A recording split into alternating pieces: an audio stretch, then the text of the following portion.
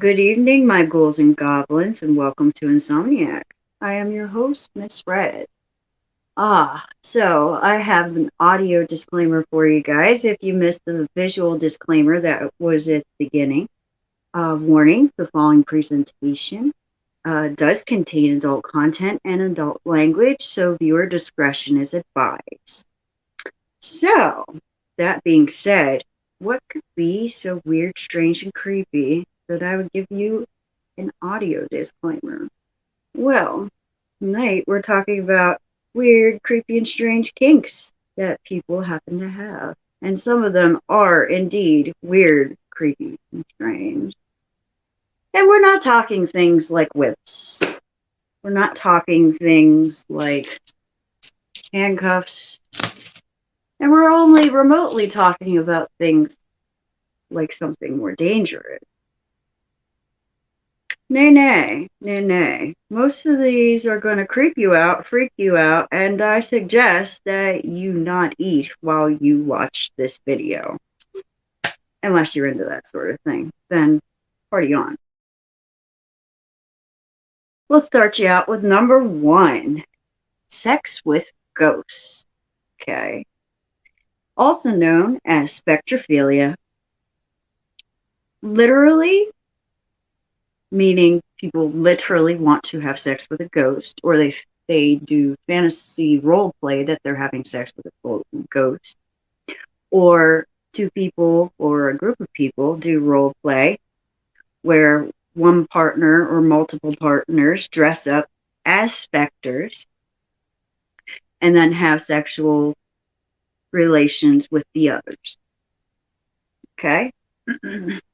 Usually people like to start out that it's like the submissive mortal parties are sleeping, and then the ghosts come to visit them.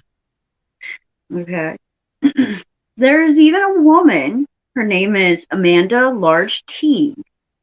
She claims that she married Blackbeard, the pirate Blackbeard. She claims that she has married his ghost, and there's actually a ceremony. There's a whole episode documentary on this woman and her ceremony marriage to Blackbeard. She also claims that they did consummate their marriage, and he does come to visit and almost like conjugal visits with his wife from time to time. So yeah. Spectrophilia. Very interesting. Very, very interesting.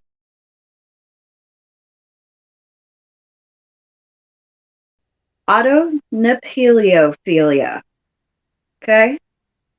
So, anybody love babies? They're cute, they're sweet, they're innocent, in their little diapers with their little booties and their little hats and everything. Yeah. Have you ever wanted to have sex with an adult dressed like a cute little baby? Well, that's what these people like to do. They love to dress up as adults and dress up in baby clothes, diaper and all, booties and all, bonnet, bottle, pacifier, the works. And it's kind of like a mommy baby role, and it's a very specific type of dominant submissive situation. So of course this weird, creepy, and strange because it's almost borderline phantasmal pedophilia, but it's not. A lot of psychologists think that this has something to do with some sort of Oedipus complex, people wanting to go back to that time of innocence and simplicity in their lives. And so, yes. And that is something that you're going to find with a lot of these particular kinks. There is some sort of psychological unhingement that goes along with most of them. So, yeah. If you ever wanted to fondle an adult in a diaper or be fondled while you're running around in a diaper and screaming like a baby, this may be the kink for you. Number 3, necrophilia. Now, almost everybody has heard of this one. And so it's pretty commonplace to know and see that this is, of course, the arousal and sexual contact with a corpse. Yes, a dead person. In fact, in some countries, it is still legal and part of their traditions that when your spouse passes away, you are allowed to keep their body at the house for like 3 days or so and do whatever you want to say goodbye to them in that particular point in time. And that is completely and 100% legal. Yeah. Some believe that the kink of certain cryptids, such as vampires and zombies and things of that nature, the undead cryptids, this would kind of go into that same kind of category because they're undead. I think that's kind of a far stretch because most of the time they're animated and they're intelligent, walking, talking creatures in some way, shape, or form. So I'm not sure it 100% relates, but there's a lot of different types of psychosis that go along with this. And there's also a lot of traditions and inherited cultures that go along with this. So, yeah. And it's a thing that's been done forever. So, we really are a weird, creepy, strange species. Number 4, coprophilia, or scat play. So, have you ever wanted your significant other to take a dump on your chest? Maybe you've wanted to install cameras into a local toilet just so you could get the bottom image of somebody dropping a deuce. Maybe you wanted to have sex on a bed that's smeared with feces. Well, if you're into coprophilia, that is exactly what you want. These people have an arousal towards feces and doing different things with feces. Now, some psychologists speculate people that are obsessed with anal play fall into the same kind of category because let's just face it, you cannot be grossed out by the prospect of feces and do anal. You just can't. It's supposed to be an exit only area, and so things can and probably will happen if you're going to explore that particular type of sex. So, do I agree with the idea that people that are into anal play are also into feces? No. Do I believe that, yeah, you definitely can't be grossed out by it and do that sort of thing more than once? I also, yeah. So, but yeah, scat.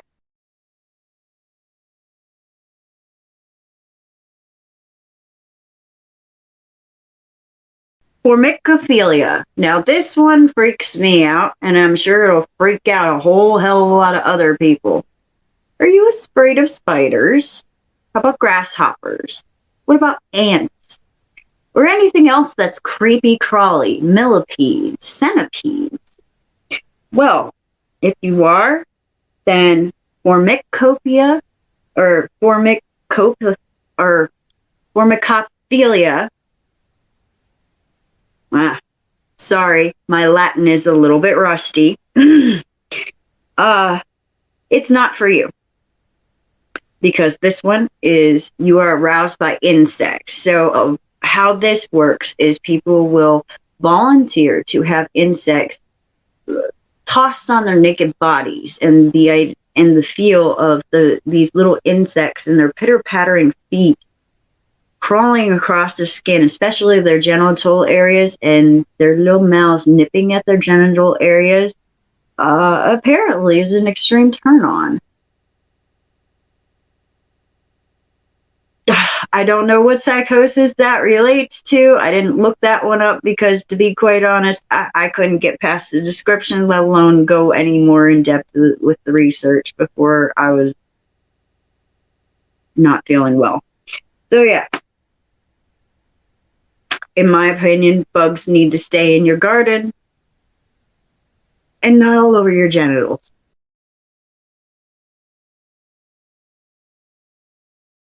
Octulolinctus. Okay. So, anybody else know? Anybody else know Latin? You do. What's oculo? Your eye. What is linctus? Lick. So these are people that get aroused by licking of the eyeballs. Yeah. Yeah. Yes, these people actually do get turned on either by their own eyeballs being licked or by licking somebody else's eyeball while in the process of intercourse or foreplay. There is numerous medical red flags with this one because the human mouth is so dirty. And your eyes are one of the more sensitive areas that could get infections. So yeah. Yeah. If I suspect that a decent amount of people that are into this one probably suffer pretty frequently from styes and pink eye, just because of the nature of the bacteria in our mouths. Because yes, some of the bacteria in our mouths are also the same bacteria that helps protect our naughty bits. So yeah. Arousal by looking in the eyeball. Yepers. Number 7, emetophilia. Emetophilia. So there are a decent amount of in the darker corners of the regular web and sites like Pornhub and Xhamster and all that. There is a little corner. And usually these particular videos are done with extremely older men and very young women. And the man basically dominates the woman while she's performing fellatio and makes her gag to the point where she vomits. Well, that is because emetophilia is arousal from vomit.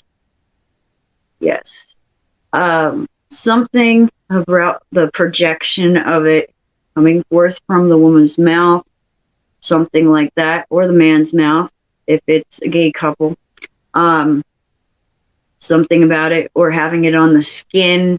It's kind of like the opposite thing of food fetish. So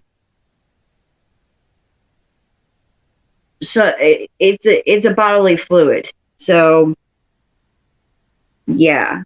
So metaphilia.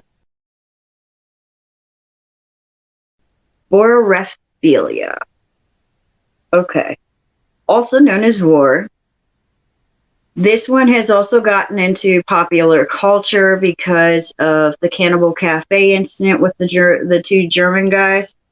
Okay, the guys that met up on Cannibal Cafe, and the one cannibalized the other. But it was all consensual. In fact, the guy that ended up going to jail for it in Germany, he had videotaped the whole entire process, but he still ended up going to jail because people were just, it was free. They were freaked out and creeped out, and he technically did commit murder, even though it was consensual. So yeah, and as I do believe I've said in other videos, cannibalism in itself in majority of first world countries is not illegal. Now, the assault, the harm, the murder of another human being, that is, but cannibalism is not. In fact, I know it did because of the whole thing with the placenta thing during the one about rituals and traditions. So yeah, you want to know about the placenta thing? Go back and watch the video on weird, creepy, and strange rituals and traditions. But getting back to this, vorophilia, also called vor, is arousal from cannibalism, obviously, since I'm talking about eating people. And I don't just mean in the slang term. I mean literally consuming another human's flesh. Now, this sort of practice goes right along with the necrophilia practice. There are certain cultures where this is to be almost expected because of their traditions even today. And there are plenty of different cults and religious sects, even in first world countries, that regularly practice rituals that could involve this type of thing, like sex magic and cannibalism or something of that nature. So the psychology that connects this one together is the idea of us being apex predators. And so we are drawn to kill anything that could be a food source. And we have been cannibalizing and killing each other since people were people. So there are some psychologists out there that think that deep down inside, everybody has at least a morbid curiosity to try human flesh once in their life. Just, most of us won't admit to it because it's frowned upon in most societies, and it can cause a lot of nasty diseases. And for a majority of people, the prospect of eating another person or killing another person in order to be able to do so is pretty friggin' gross. So.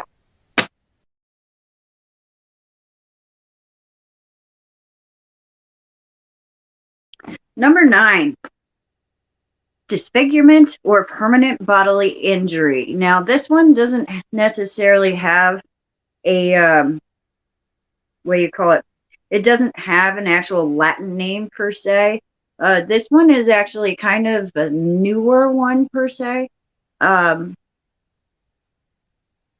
this is this is when you're into somebody disfiguring you, like, I don't know, throwing acid on you or something, causing you permanent bodily injury, like amputating a finger, a thumb, a hand, a foot, your nose, your ear, cutting something off or causing you bodily harm while in the midst of sexual activity. Okay? There's a specific style of submissive that's called ball crushing, and these gentlemen enjoy their testicles being squished and stomped on. This is in that disfigurement category. Like I mentioned, amputation. Some people like to have body parts removed while in the midst of activity. There is one that does have a Latin name. It is called enduracionism, and that is the removal of the male genitals. This one quite often comes with disorders that have to do with gender misidentity disorders and things. But this is on the rise because of the trans movement. This particular fetish, the removal of male genitals, whether it's having your partner try and bite them off or chop them off or whatever. Because yes, there are a lot of individuals that, I don't know, they get with a partner, they start to feel ashamed of their body because they don't feel that that's who they are inside, and they're all hopped up on some sort of drugs, and they just say to their partner, just fucking take it off. Just take it off. You ever wanted to maim somebody? Well, maim me. And somehow, some way, they get a gratification and arousal out of this process. So, yeah. Permanent bodily injury. Number 10. This is another one that makes me creepy squirm. And I think majority of people in most first world countries would be creepy squirmy about this one too. Everybody knows what pedophilia is, right? Wrong. You do not. See, we have come to know the term pedophilia as synonymous for anybody that wants to have sex with somebody that is under the age of adult, right? The real terms is it's actually two categories. There is hebephilia. Hebephilia is the arousal of people of pubescence. That is the people that are from the age 11 until the age of sexual consent in your particular country, which in the United States of America happens to be 14. Okay? Pedophilia is sexual arousal towards people the ages of 10 and under, so prepubescent children. Okay? And of course, there are many, many psychoses that go along with this particular fetish, because majority of the people that happen to have these fetishes were unfortunately they were abused when they were children in that particular way. And yes, not everybody that has been abused as children in that particular way develop these two particular fetishes, but these two particular fetishes have been dead ringer definitely linked to that particular life experience, unfortunately. And unfortunately, also, child brides and child husbands in some cultures is still a thing. Now, in most cases, the children are not allowed to bed with their new husband or wife that is older until they hit puberty. But, I mean, that could be as young as like 7, 8, 9, or 10 nowadays with how things are with hormones in our food and lack of exercise and things. Kids are hitting that time of life earlier and earlier. So, and of course, yes, the whole child trafficking and human trafficking unfortunately feeds this quite a lot. So yes, and it is a federal crime in many, many countries, but unfortunately not all of them. So yes, hebephilia, pedophilia, that's the difference. Symphorophilia. So, anybody a bit of a daredevil, like I don't know, ride dirt bikes, bungee jump, cliff jump, any of that sort of thing? Well, these people take it to the extreme.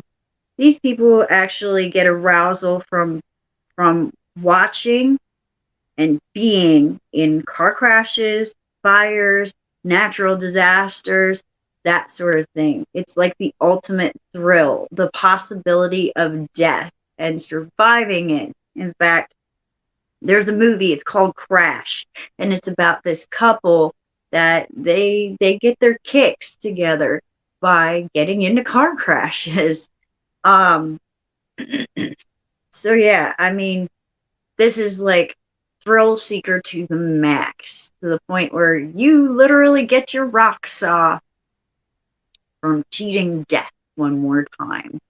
And yeah, it's like I could see that adrenaline.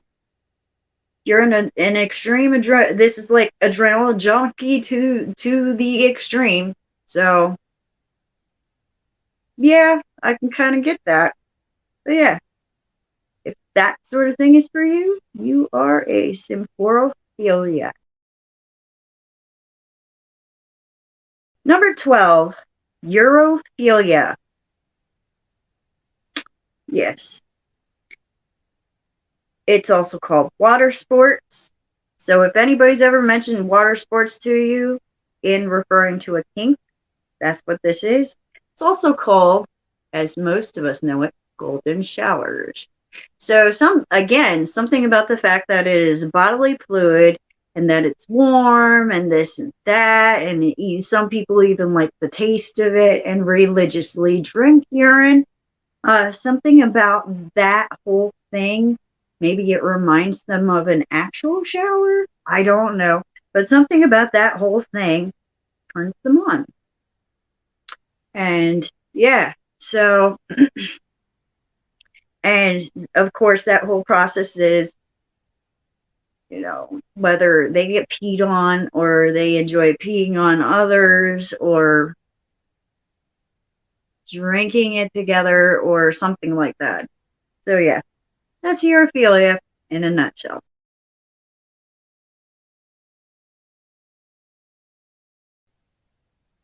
Number 13, hematolagnia, also known as blood plaque. So, yeah, do you like the color red?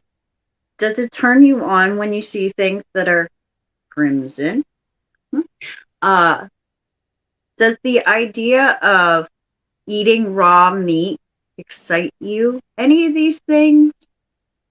Do you find any of these things enjoyable? Well, you might be into hematolagnia.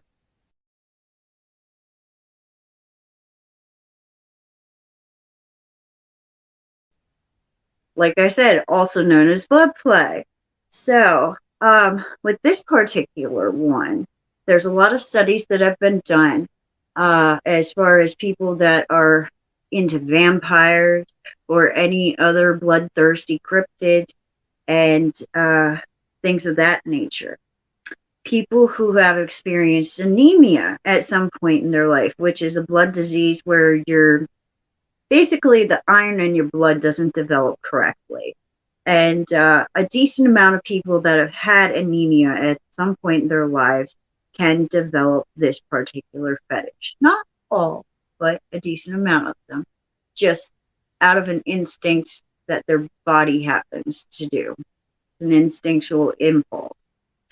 So this is another one that is definitely linked into those apex predator primal instincts of, we're born to kill. So of course, blood gets us excited. It tells us to, hey, pay attention. Hey, be aware to what's going on. And on top of that, it is a bodily fluid, something warm that comes from the body. So it's pretty natural, albeit can be very unsanitary and gross, depending on how you do it, to have number 13. So hematolagnia, yeah.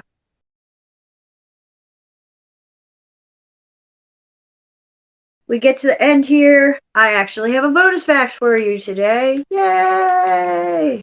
2 bonus facts. So, number 14, hybristophilia. So, hybristophilia, why did I include this one? Well, I included this one because it's weird, creepy, and strange facts. And anybody that knows me knows that I have a fascination with criminal psychology. So, of course, I had to include the love of killers, lust, and murder. The love to kill, which is erotophonophobia. Erotophonophobia is a love of a person dying. So, yeah. Yes, there are people that, you always, when you're reading about serial killers and when they finally get caught, there's, like these ladies and gentlemen that write to them in jail and they're like, oh, I love you, marry me, blah, blah, blah, blah. There are people that actually have a thing with people who kill. They have a fetish towards them. Again, probably that primal instinct of, oh, they can protect me. They can be a provider, even though it's a little twisted and warped in the way of their thinking. And yes, unfortunately, a decent amount of these individuals that choose to do this behavior also have experienced some sort of abuse in their childhood. So it's that whole, oh, dominant protector and defender, even though they're twisted and insane. But, I'm cool with it because that's what I experienced in my childhood. It's like one of the most weird, effed up Oedipus complexes ever. Okay. And as far as erotophobia or phonophilia, the love for a person dying, a decent amount of serial killers, we could say, would be under that one. For example, Jeffrey Dahmer, he actually got sexual gratification and arousal from killing his victims. So yeah, he got his rocks off from killing his victim.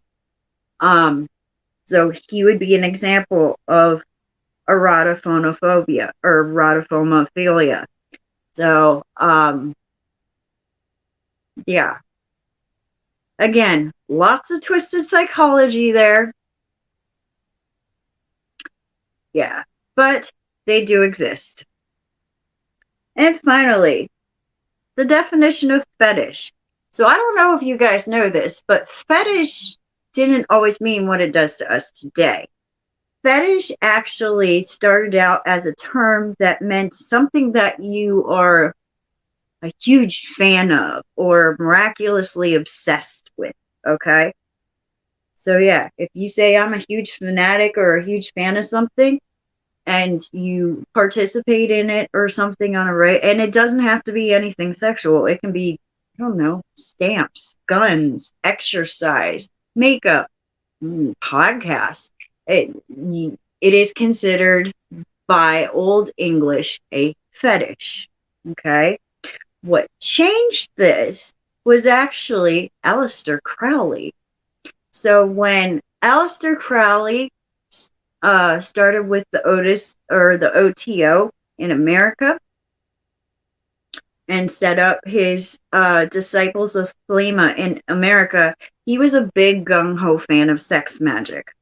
Okay? I mean, the man was sex, drugs, you name it, debauchery, the whole 9 yards. That was pretty much the epitome of his life. That's why he was labeled the wickedest man in the world. But yeah, at some point, the aristocracy members that were parts of the OTO started to, when they were talking to each other in regular public company about things that were going on in the temple, because by the temple rules, whatever happens in the temple stays in the temple sort of thing. So they would start to refer to it as their fetishes, these different rituals. And so therefore it just went from there, and it just became kind of the en vogue thing for it to, as history, it just became classified almost implicitly nowadays as, oh, you have a fetish. That means that you're obsessed with some sort of sexual kink. So, just a little fun fact.